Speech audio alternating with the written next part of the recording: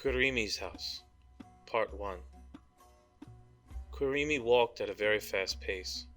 From time to time she would slow her pace and take my hand in hers, always with a very sweet smile. Then she would abruptly break our connection and resume her ridiculous pace, and I would labor to keep up. This continued for 20 minutes or so until we reached her house. I must admit that I enjoyed holding hands with her for those brief moments. I enjoyed it very much. The house was multi-leveled in the same beige tone as the dusty street. I was taking in the house, which reminded me very much of a place I stayed once when I was younger, and I barely caught sight of Qwirimi's caramel-colored dress and sandaled feet as she darted inside. The interior was dimly lit and refreshingly cool after hours in the sun. I waited near a stone fount as I dabbed the sweat from my forehead with the sleeve of my shirt. I thought of calling out for Qwirimi, but thought better of it. I must have stood alone in the shadows for 10 minutes or so until I heard Qwirimi's sing-song voice echoing my name from above. I meant to follow the sound of her voice, but was interrupted by a very tall, very darkly tanned man dressed in the desert fashion, a robe stopping just shy of his bare feet, and his head wrapped with something like a turban. He bowed very low to me. "I am Qwirimi.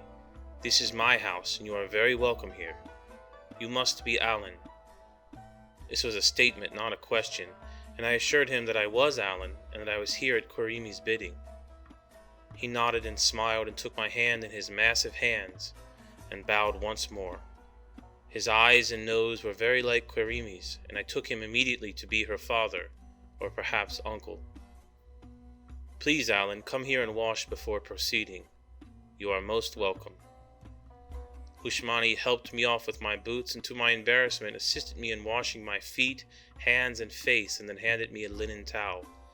I assumed all this was custom, as I had read as much about certain cultures in my own world. When I was finished, he placed my boots near the door, a sign that I should proceed barefoot. I thanked him many times over, and he only nodded and guided me with his large right hand towards a staircase to the rear, toward the place from which I heard Qwirimi's voice. Then he himself retired to the place in the dark from which he came, presumably another wing of the house, and I made my way up the well-worn wooden staircase.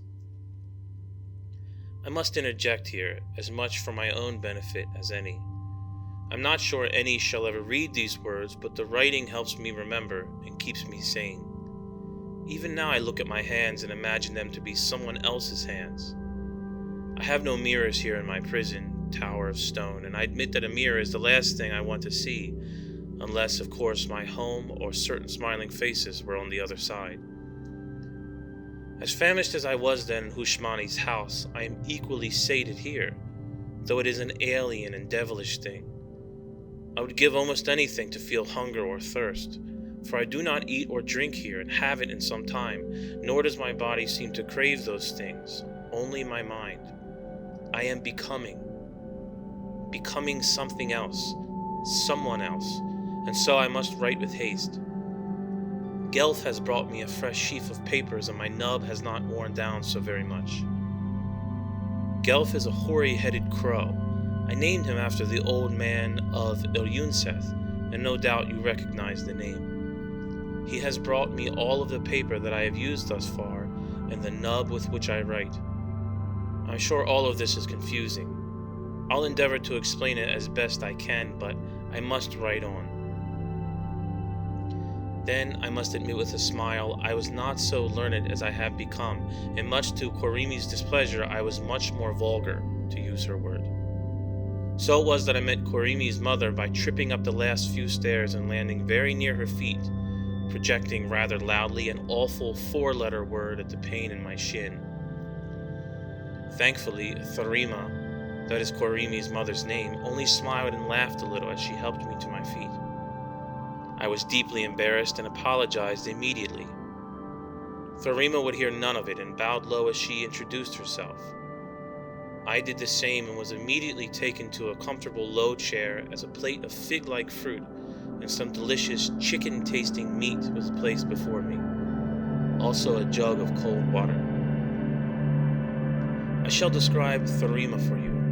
She, unlike Qwirimi, is tall, very tall for a woman, nearly as tall as I am, and I am no short man. She is very slender, and when I first met her, she wore a long dress of royal blue, and her auburn hair fell nearly to her waist, intertwined with rope-like braids.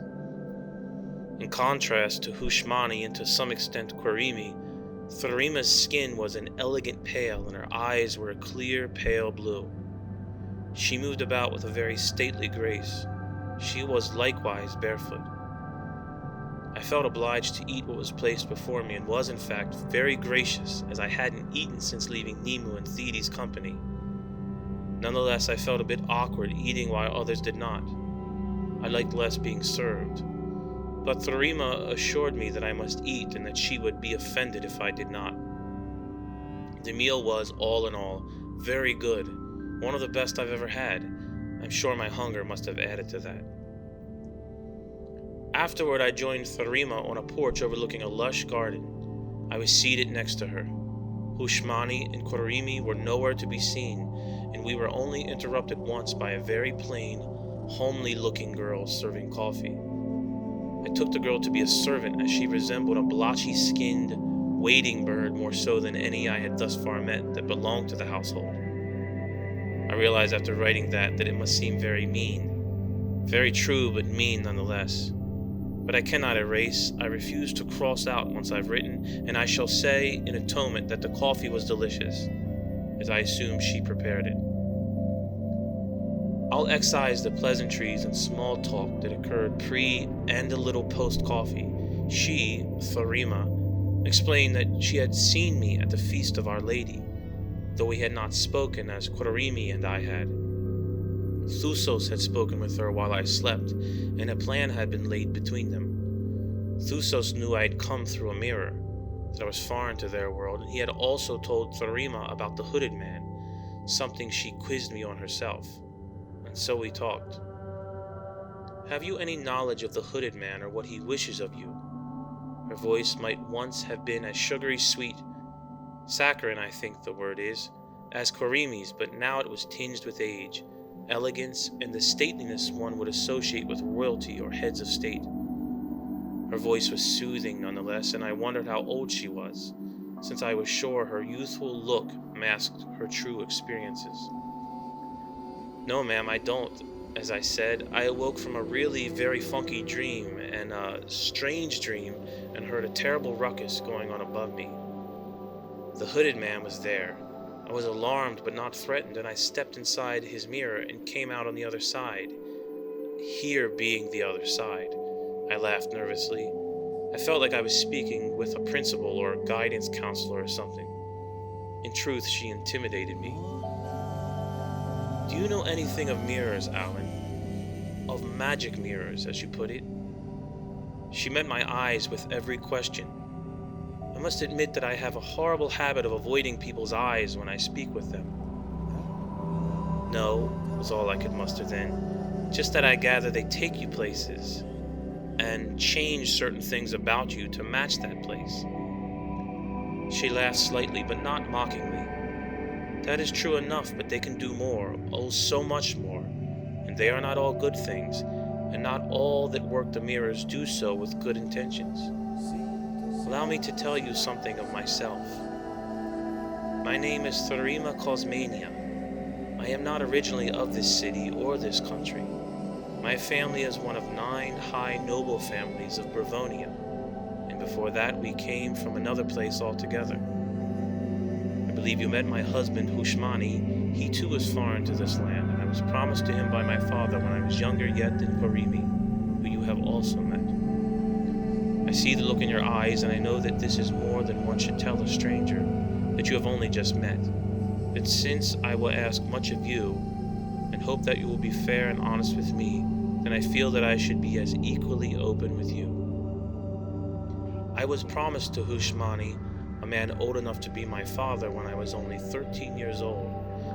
Do not think ill of him for this, though I once feared him. I have grown to love and cherish him. He is a very remarkable man, my husband. She paused for a moment to refill my cup, then continued. My father was indebted to Hushmani, You see, he saved my father's life once while my father was acting as ambassador for Bravonia in Hushmani's country.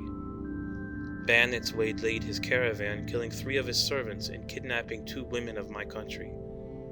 Hushmani and his brothers came upon the bandits while they were in the act, and they bravely fought them off, but not before the bandits shot arrows into my father.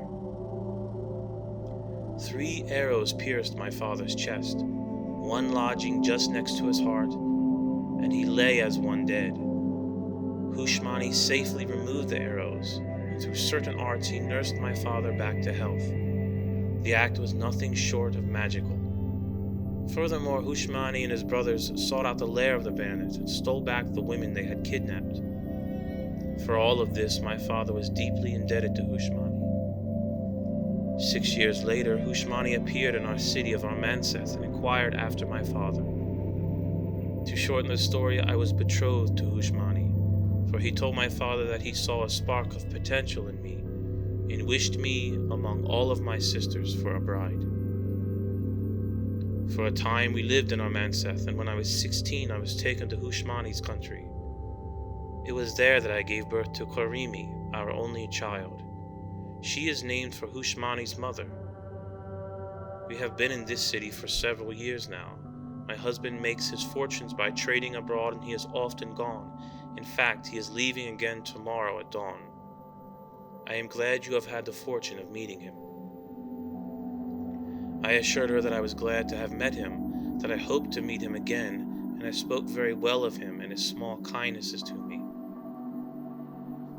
I will speak now of the reason you are here with us, in our house, Alan. It is necessary that you know a little of my husband to know some of me, for it is from my husband and his people that I have gained the cornerstone for what prowess I now have. I am speaking magically, of course. My ears perked at the word. Magic. Oh, such a wonderful and terrible word. I convinced Thusos to send you to me. You see, centaurs have a degree of magic instilled in them as their birthright, as it were, but Thusos knows little of the true arts, and after all their warring season is soon here, and among them is no place for one such as yourself. It was my husband who taught me, but I can say with humility that I have surpassed him in ability. There are grave powers at work in the world, and I will tell you that you are not the first proof of it that I have seen, though you may be the strangest thus far. I wondered aloud what other things she might have seen, but she either didn't hear me or else she ignored the question, for she continued unabated. Do you know what the wise say about the heavens, Alan? That all dogs go there? She gave me an old familiar look, the old shut up and get your act together look. You see, there's an old saying that all... Never mind. Sorry, please continue. God, what a putz I was. Qwirimi, with all her otherworldly charms, only laughed. I waited for her to pat me on the head, as I had old Gelf. Well, the wise say many things concerning the heavens, but there is one particular, fast truth that I am thinking of, and that is whatever is played out on Halva shall be played out in the heavens, and vice versa. I have been reading the stars since I married my husband, and I believe they may have spoken of this time, only I was too unskilled to know exactly what was meant. How so? I felt that vaguely intellectual question made up for the stupid dog statement. A month or so, as the moon reckons, before the feast I read a very strange portent among the stars they call the Little Sisters. You see, the Little Sisters are always alone, never crossed or molested. But I beheld an exceeding bright red star cross them as a man crosses a bridge, a star I had never seen before. I consulted my books and all the charts available to me, but none of them supplied the answer. Then I made what may prove to be a grievous error. In my haste to understand the omen and my admitted eagerness to extend my grasp of the mysteries, I contacted a man I was forbidden to. She paused, and I felt very uneasy as she looked me dead in the eyes. You mustn't speak a word of this to my husband, Alan, nor to Qwirimi for that matter. Understand? I nodded yes, and then, yes, of course, I gulped. There is a man, well-aged. In fact, he looks very well-aged.